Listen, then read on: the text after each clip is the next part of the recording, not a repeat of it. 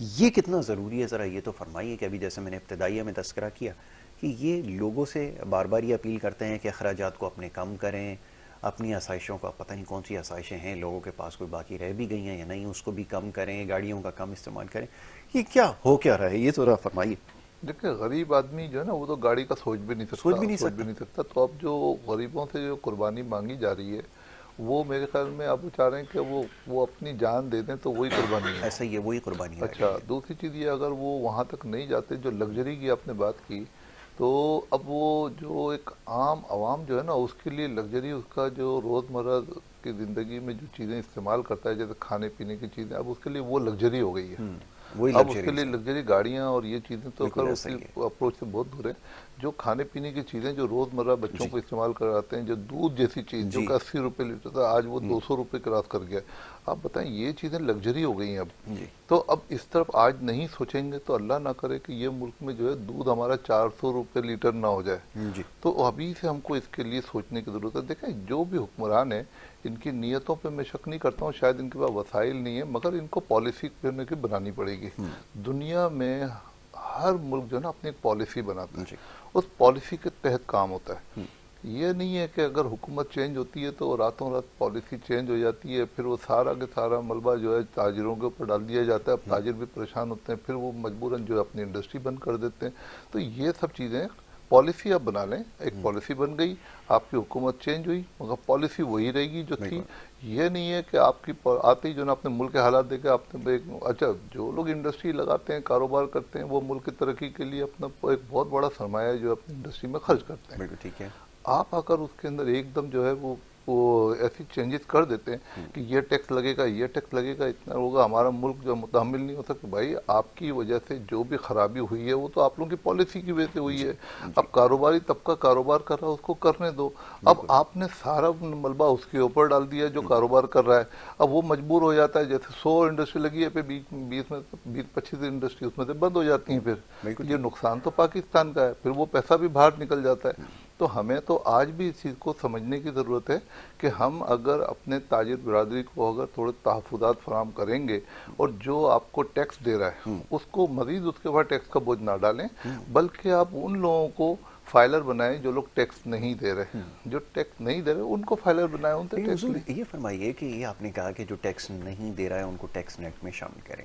जो tax payer already है, किन मसाइल का शिकार है, वो किस तकलीफ में है, किस कर्ब में है, ये कभी इन्होंने इस बारे में सोचा? और सबसे पहला जो एक सवाल बुनियादी ये किया जाता है जब भी हम किसी शख्स से, किसी इदारे से टैक्स लेने की बात करते हैं कि आप टैक्स क्यों नहीं अदा करते, तो वो ये कहता है कि टैक्स पूरी दुनिया में लोग अदा करते हैं, उसके रिटर्न में उनको क्या कुछ मिलता है फैसिलिटीज़, उसमें से कोई एक भी बुनियादी ज़रूरत का जो समझ लें कि जो हमें अदा करना चाहिए हुकूमत को किसी भी सहूलत की शक्ल में, क्या वो अदा किया जाता है?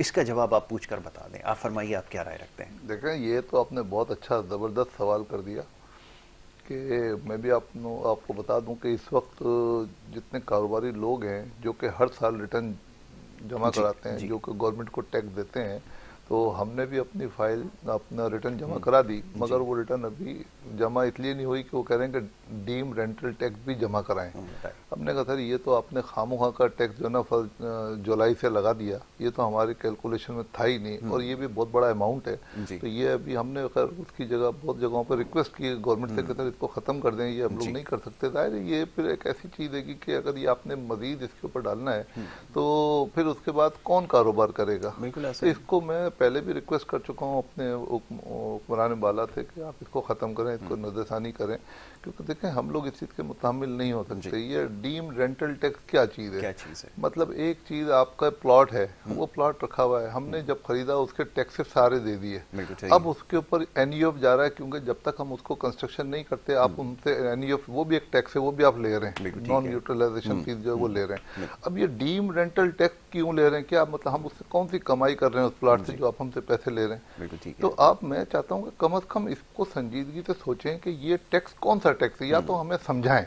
कि भाई यहाँ से ये पैसे आपके जनरेट हो रहे हैं, आपने प्लॉट लिया हुआ है, आपका एनयूएफ भी दे रहे हैं, नॉन यूटिलाइजेशन फीस भी आप दे रहे हैं, वो भी एक टैक्स की शक्ल है। उसके अलावा जब खरीदारी की तो आपने उसमें एडवांस टैक्स भी दे दिया आपने, और भी बहुत से टैक्स आपने दे दिए, आपने जो भी आपकी फॉर्मेलिटी थी पूरी कर ली। अब वो प्लाट रखा हुआ है, उसके अंदर वो कुछ भी नहीं कर रहा है। हाँ, अगर हम कंस्ट्रक्शन कर लेंगे उसके बाद आप अपने जो जो टैक्स होते हैं वो ले लें, तो मगर अभी तो वो प्लॉट थे, अब प्लाट के ऊपर आपने डाल दिया। अब मुझे इसी तरीके से लोगों की प्रॉपर्टियां जो हैं, जो कंस्ट्रक्शन है, जो अपना प्लॉट की शक्ल में है, अब वो रखी हुई है, उसके ऊपर डीम रेंटल टैक्स जो है ना वो देना पड़ेगा। अब डीम रेंटल टैक्स की वजह से लोग अभी तक अपनी रिटर्न नहीं जमा कर पा रहे हैं, तो नुकसान तो पाकिस्तान का हो रहा है। पाकिस्तान में टैक्स की कलेक्शन कम होती जा रही है, इस साल जितनी हो रही है शायद अगले साल इससे भी कम हो। जब तक डीम रेंटल टैक्स का नहीं करेंगे तो आपका टैक्स कलेक्शन बहुत ज़्यादा नहीं होगी। आप मुझे बताइए कि ओवरसीज पाकिस्तानी भी जो है ना वो पैसे भेजता है, आपके पाकिस्तान में पैसा जो डिवेल्यू हो जाता है, अब वो अपना इतना बड़ा सरमाया है, आप उसके लिए पॉलिसी बनाएं, उनको पैसे को आने दें। आप सोचें वो पैसा इन्वेस्ट कर रहा है, उसको वो बेनिफिट दें कि वो पैसे कमाए, वो कमाएगा, वो पैसा पाकिस्तान में आएगा, पाकिस्तान परवान चढ़ेगा, मगर आप उसके रास्ते खोलें। आप उसको भी इतना अपने बाइंडिंग कर दिएगी, इतने टैक्स डाल दिए उनके ऊपर, और फिर जब वो पैसे लेकर आता है तो वो ये उम्मीद में लेकर आता है कि इसमें 2 पैसे मैं कमाऊंगा।